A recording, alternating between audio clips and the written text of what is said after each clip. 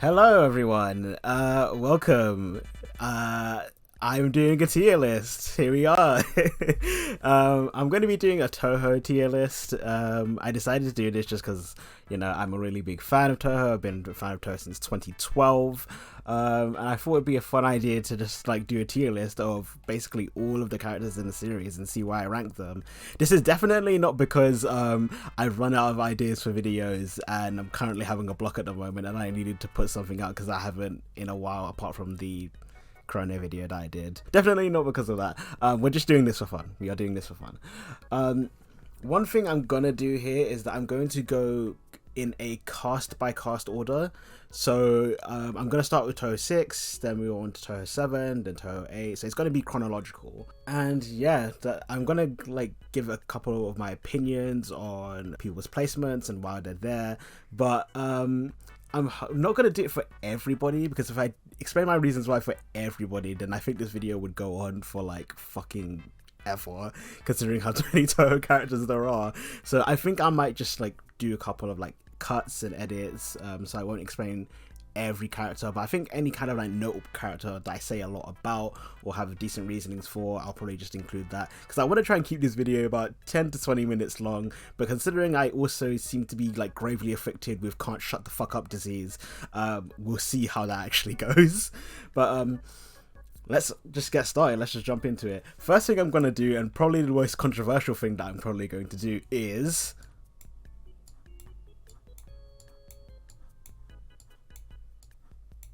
yup. Go.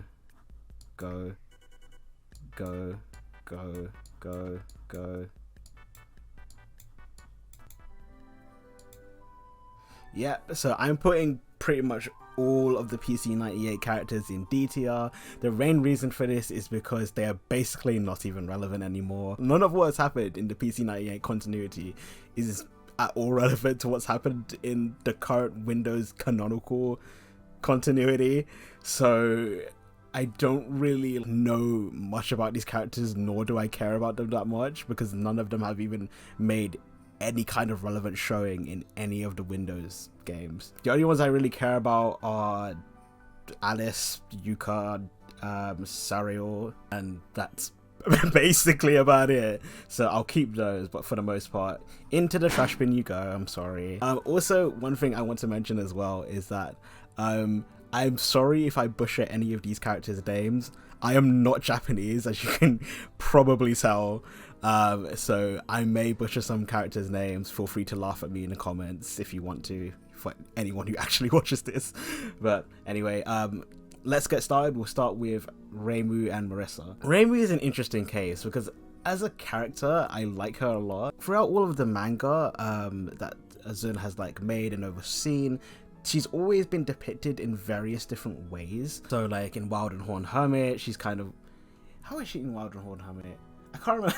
Now I'm actually forgetting my own knowledge. I think in one of the mangas she's portrayed as somebody who's obsessed with get rich quick schemes, and I can't remember if that was Wild and Horn Hermit or one of the other ones. But basically in the manga that she's portrayed with very different personalities, somebody who's obsessed with get rich quick schemes, somebody who's basically just pissed off all the time, somebody who's just kind of lazy and doesn't want to do anything. And then she's in Forbidden Scrollery, she's portrayed as someone who's kind of struggles with the weight of her position, because it often means that she's put in places where she kind of has to let yokai do whatever they want, because if she doesn't, then it could risk showing off her connection to these yokai and then weakening her already weak trust with the people in the human village. And then just in general, she's a very sort of carefree, does whatever the fuck she wants character. She has no particular respect or disrespect to anybody in the series, and that's just because she's annoyed by them all equally. And I think as a main character, she's quite enjoyable, and I like Reimu as a main character. I think in all of the things that she's been in, all of the side content and the main game, she's always been kind of entertaining to kind of look at and watch. But I don't think she's my favorite, so I think I'm going to put her in A. Marisa Kirasame. Marisa is also kind of a good side character. I think Zun said that he he made Marisa like a side main character, or one of the main characters, so that the people like playing the games had somebody who they could actually like relate to, because she's a very sort of like human based character. Her relationship with the humans in the human village is a lot better than Reimu's is, that's for sure. But she's also just kind of like a massive fucking liar. I think that like her tendency to lie has just been toned down like in the more recent games, but in the kind of like the earlier games from like Touhou 6 to like Touhou 8, I think around that. In the like later games, I think they toned it down from like starting from like maybe Touhou 10 onwards. But in the early game, she was a massive fucking liar. She was a massive fucking liar, and she just stole shit from people all of the time. Like, she's just a total girl boss, Marisa. And now we get on to the Touhou 6 cast.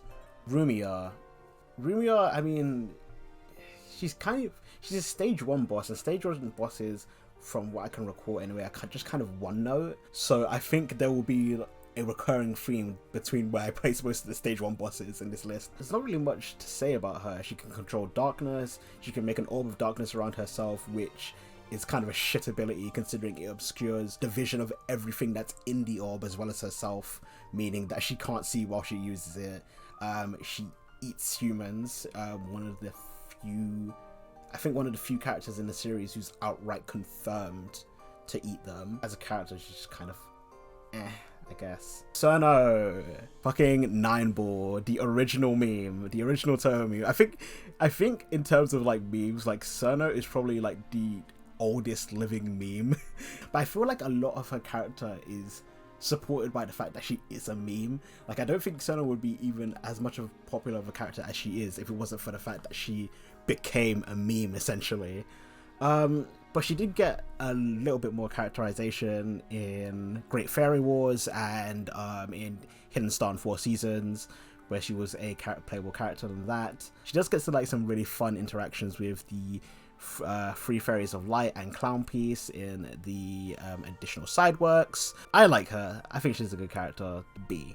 Hong Mei Ling, kind of a one-note character, which is a shame. Her main gimmick for her character is basically that she's Chinese. There's not really much to her other than that, other than she's the gatekeeper for the Scarlet Mansion. Let's see. Patchouli Knowledge, another character that I like, but because of the circumstances of said character, she hasn't really been seen that much outside of a couple of games. Patchouli Knowledge is the Scarlet Mansion's librarian.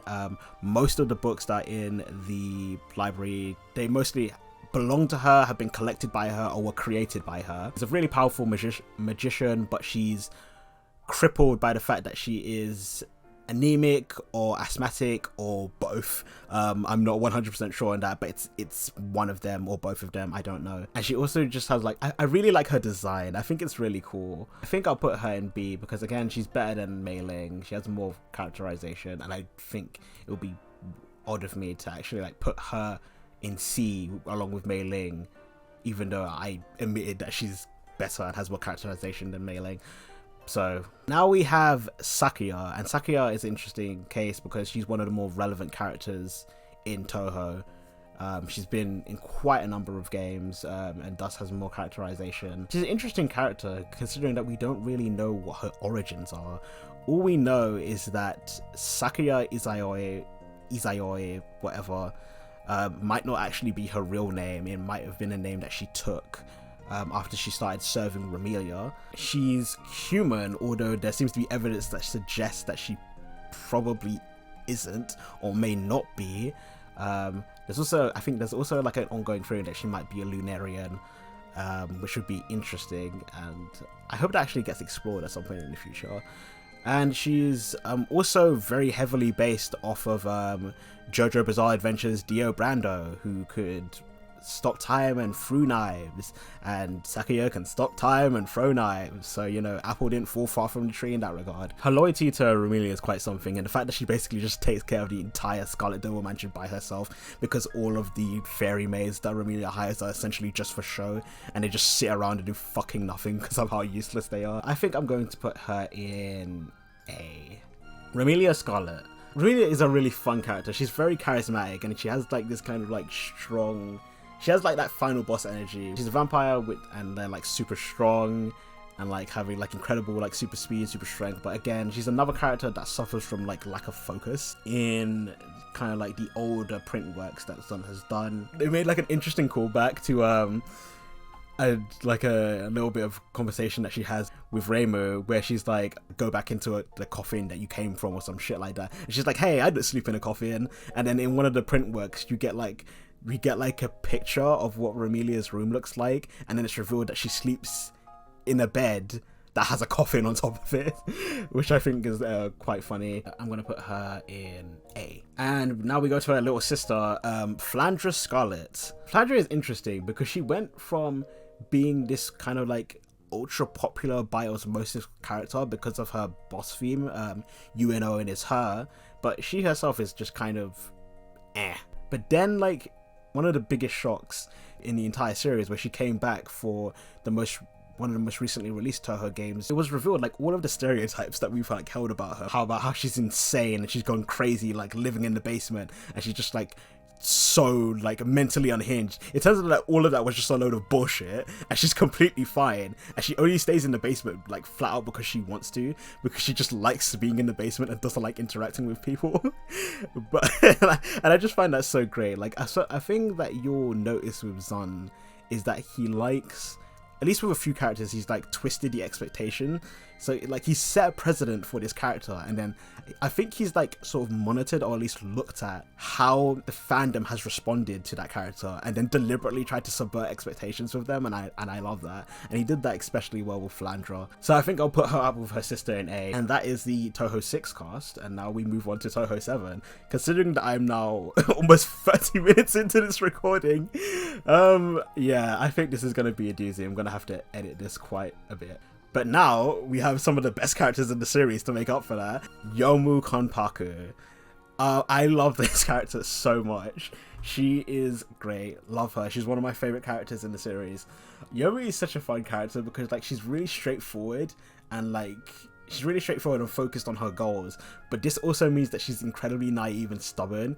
And like Yuko, who she's like tasked with guarding, is like, she's one of those characters that like acts stupider than she actually is. Like Yuko is very kind of like wise and intelligent, but all she uses this for is to just troll Yomu as much as possible. There's also the fact, and this is my favorite fact about Yomu, that this character is afraid of ghosts, despite the fact that she herself is half ghost and has a ghost version of herself hovering around her at all times, yet she is scared of ghosts. And I just find that so good.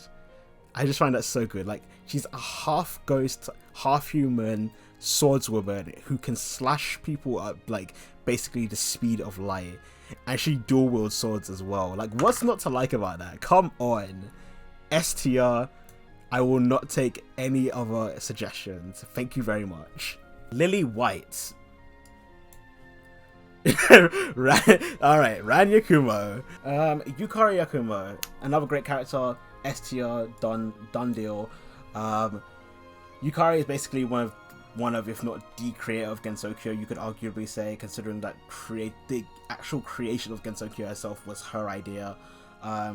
She is extremely powerful because she has control over borders. Yeah, as a character, I love her. Like, she's very cunning, deceptive, and she lies constantly, and she's always like cooking up schemes and stuff like that whenever she's on screen. So I think she's a great character, S tier for sure. So that was Touhou 7 and Touhou 7.5. So we move on to Touhou 8, and with Rigor, who's a character D. Erin, another great character. So she's extremely intelligent, far more intelligent than any human on Earth.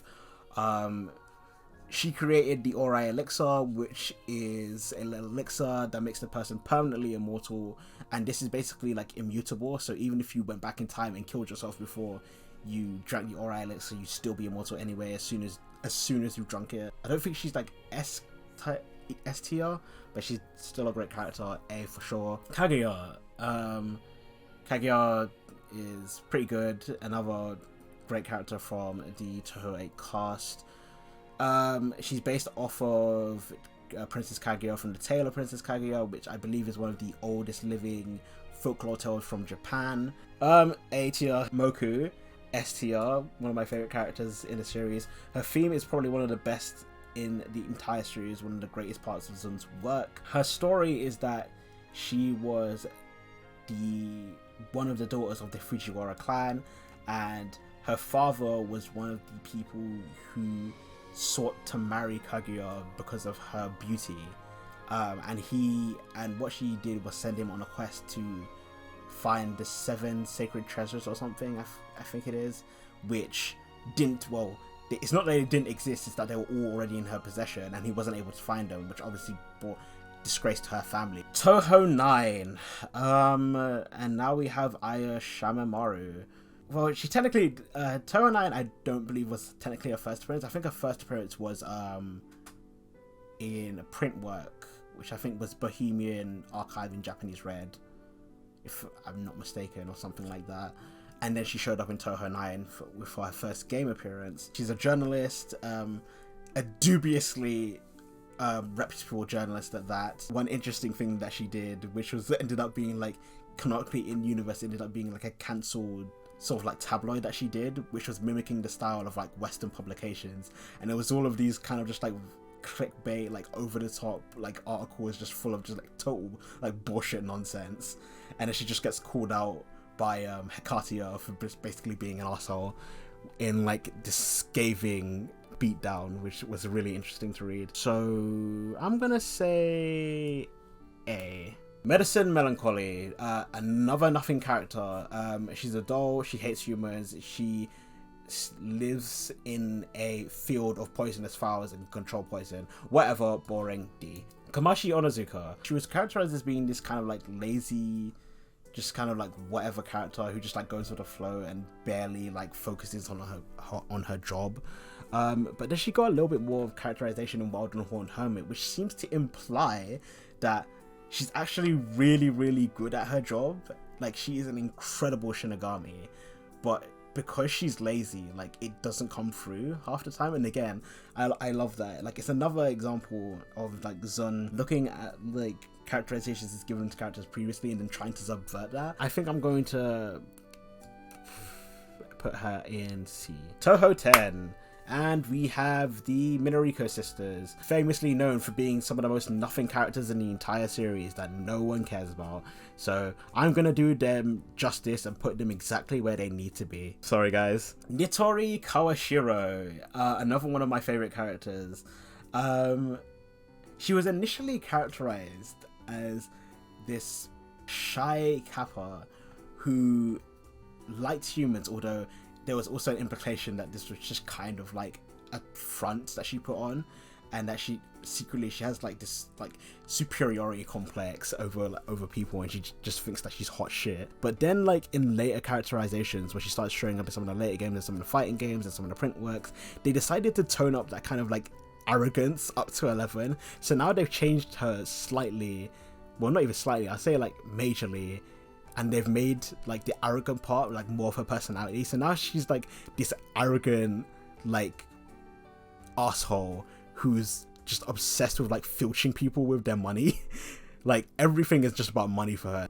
S. Sanae. Okay, Sanae is one of the first characters introduced that's actually from the outside world prior. She's quite serious about hunting yokai, which is interesting considering some of her dialogue in the games that she shows up in. But she's also just kind of like this big ass nerd as well, who's like super into science and like tech and stuff like that. She gets really excited at the concept of, if I remember correctly, she gets really excited at the concept of like a giant mech when they were in Hiso Tensoku. A tier, yeah. Still got so much more to go, and I'm now an hour in. Whoo boy. So now we go to Scarlet Weather Rhapsody. Iku Nagae, not a super huge amount to write at home, but at least not that I can remember off the top of my head, and she's not a character that I think about often.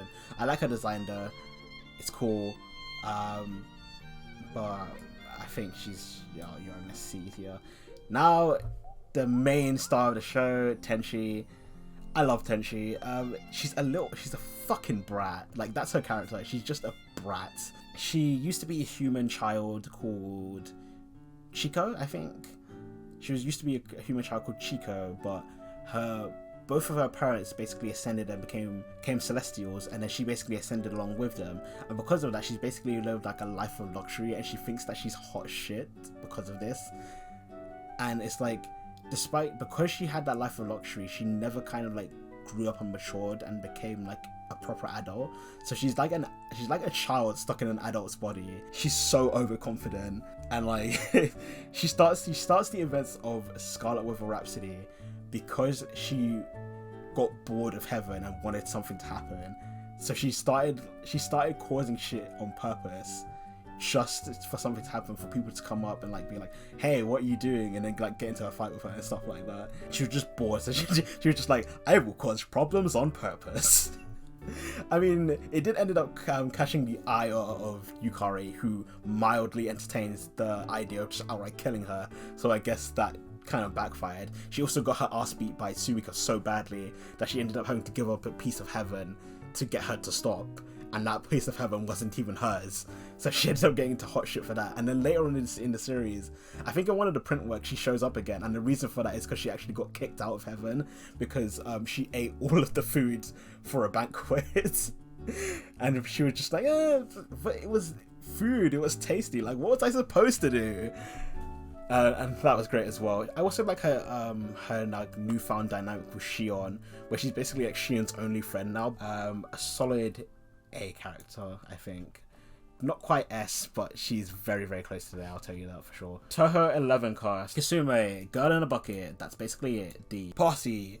Her character is that she's jealous all of the time of everyone and everything, but that's about it. Satori Komeji. I love this character. I think, again, her theme is one of the best themes in the entire series. I think the story between her and Koichi is tragic. The fact that she's basically just like has to live alone in the Palace of Hell Spirits, I believe it's called. Because of her ability and the fact that she has like this tendency to just like read people's thoughts out loud.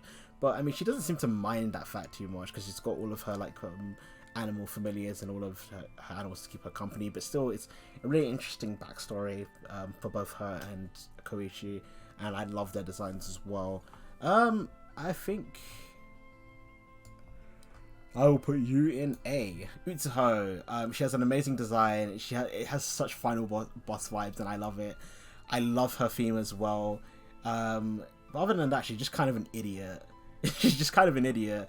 And she was one of the few characters in the series that had genuinely evil intentions. Although to be fair, that was because she was just kind of like drunk and crazed on power from absorbing Yagataratsu, the sun god.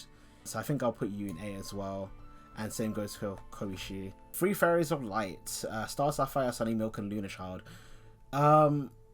These three characters, I feel like they were all made with the sole purpose of like having them always work as a trio, because I think as individuals they're all kind of flat, I guess.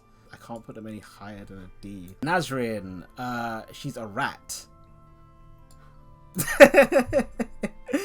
Kogasa, she's so adorable.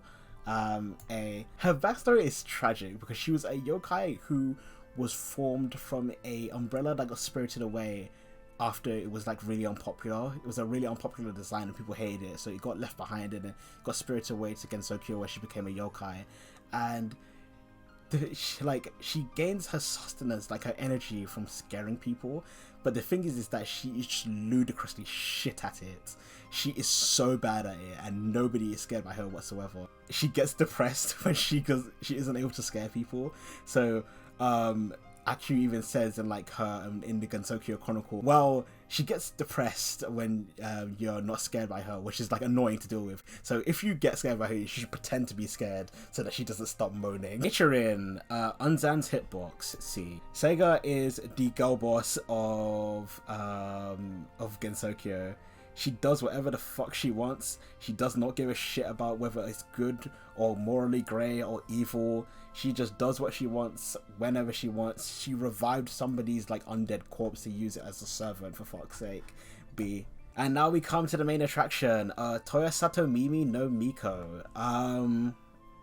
I like Miko because she's got this kind of like this really like confident and charismatic attitude around her, which I mean I guess makes sense considering that she's, you know, she was the fucking crown prince. It's not haughty or kind of like in your face, or like she's not this like stuffy haughty character which you can't abide. She has like such conviction, like such belief in what she can do, and she just like that radiates through every part of her personality. Like she knows she's hot shit and she's not afraid to show it, and I just think that's great. But she's also humble as well. Like she's willing to kind of like sit down and kind of just like not only admit when she's wrong, but also just like be very kind of like humble and down to earth.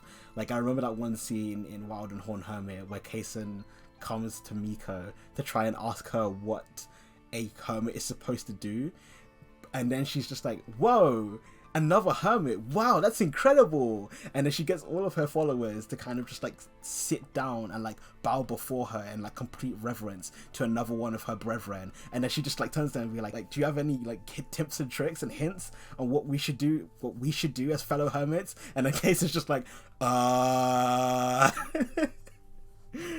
I'll put you in A. Touhou 14. Okay, so Touhou 14 is where I started to kind of fall off with Touhou, and it became less of an obsession for me. So bear that in mind when I go into these future characters. Wagasagi Hime, you're a mermaid, fish lady. That's it. D. Seki Banki, you are a Dullahan and you can detach your head from your body. That's about it. D. Kagero, I like your design. You're a werewolf and you don't like that you get hairy when you fully transform underneath a full moon. Out of all of like the early kind of like beast characters of like Double D in character, you are my favorite. See, these sisters whose names I can't even remember. One of them is Ben and the other isn't. D. Sukuna, I like her design, I like her motivations, I like her miracle mallet, and I like the fact that after the events of Double D in character, she actually lives with Reimu for a bit, and they have like this kind of like cute dynamic together where Reimu actually sort of like puts together this like kimono for Reimu without realizing that it's ridiculously tiny.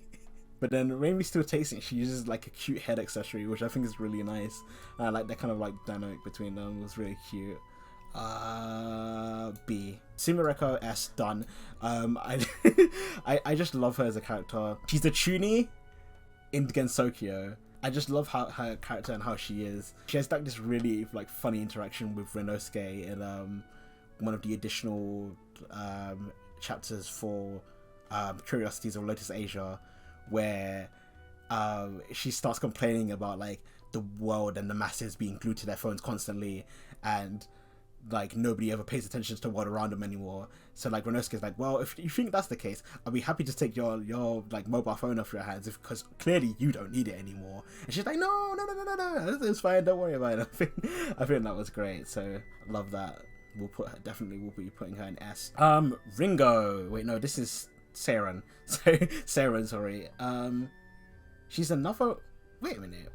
Wait a sec. Where is Raisin?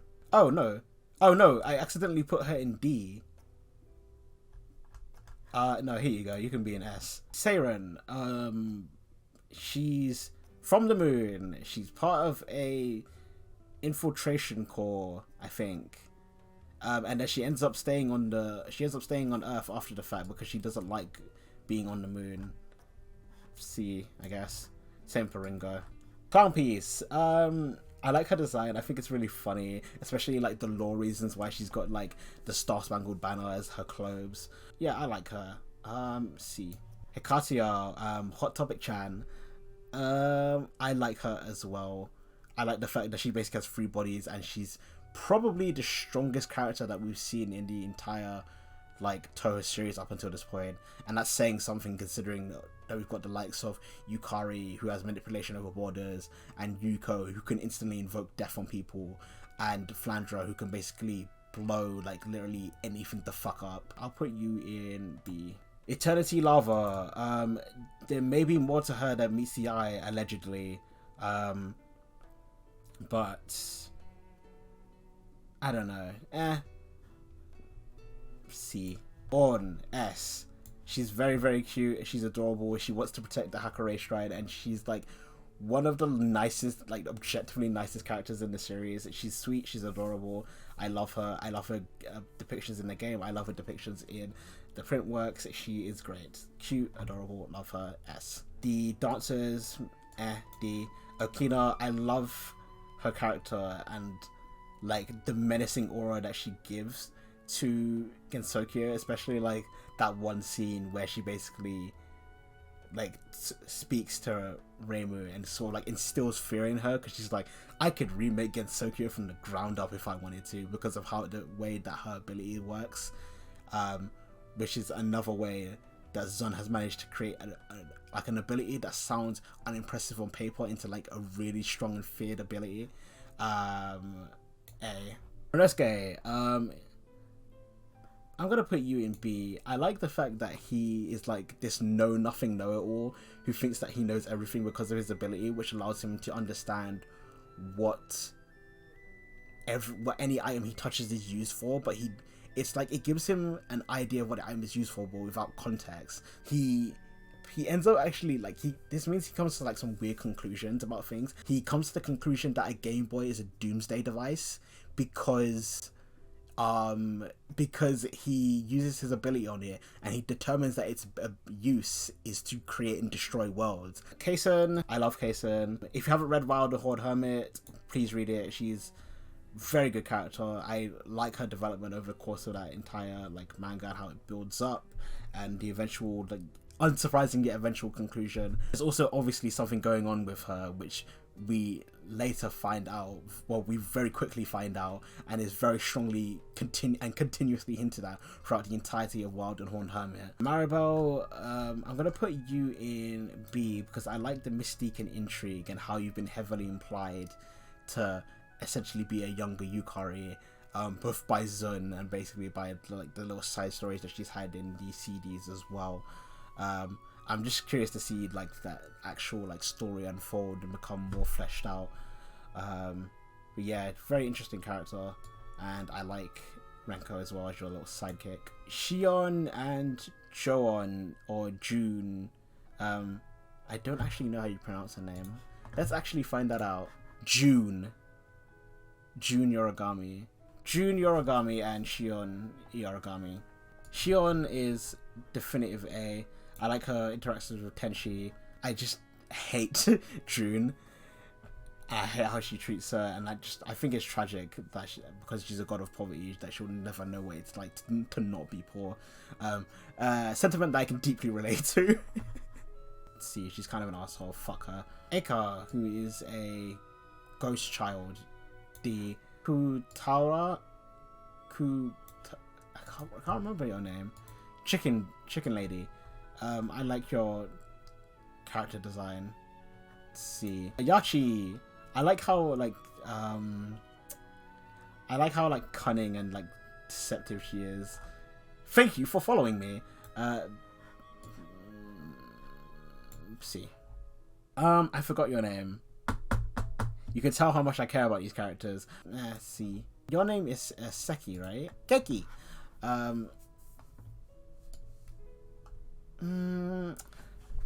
I like your motivations. Like, I like the reason that you started Touhou 17 is because you were trying to give the humans in the Beast World salvation. I like your design. I think you're pretty cool. But C, I suppose. Saki Kurokoma, you are a horse cowboy. A Pegasus horse cowboy. What's not to like about that? B. Mike, I like your design, but you're stage 1 boss, so there's not really much to write at home about, other than the fact that you get, like, I think she got shunned by other, like, Maneki Nekos, because she's the Kaliko one. C. You're my favourite of the Touhou 18 cast. A. Takane. Sanyo, I like your design, but I don't really have a whole lot to say about you because I keep dying on your stage, you bastard. C. Mizumaru. You created the Hakurei orbs, which is cool. Your design is kind of whack though. I think another C as well. Megumu, you're a high-ranking Tengu and the boss of Aya and Momiji. C. Chimata, I love your design. I empathize with your reasoning for the incident. B. Momoyo Himemushi, I like your design. I like your boss music. You're just a knucklehead who just likes to eat dirt and rocks. And I can get behind that. B. Last but not least, Yuma Totetsu. You're Kirby, except you're a sheep. And you're also just like really cunning, and you'd prefer not to fight if necessary. And you also got your ass beat by Flandra, which is fun. I think you will go in B. And that is basic. Oh wait, no, I forgot about you. Tsukasa, right? See, whatever. And that is basically it. That is my Touhou tier list. This took way longer than I thought it was. I am currently an hour and a half into this recording. I'm going to massively cut this down. I do not want this to be longer than 20 minutes, but there you have it. There is my tier list. This is fun to do. If you want me to do any more tier lists, preferably another one that isn't as long, I'd be happy to do it. Just let me know in the comments below, and be sure to like it if you liked it, disliked it if you disliked it, who gives a shit, whatever. It will still put me up in the algorithm anyway if you dislike it, so feel free to do that if you want to. But other than that, that is my tier list. I think I may have pissed a few people off with this, but we'll see if anyone actually decides to watch this. Alright, okay, bye.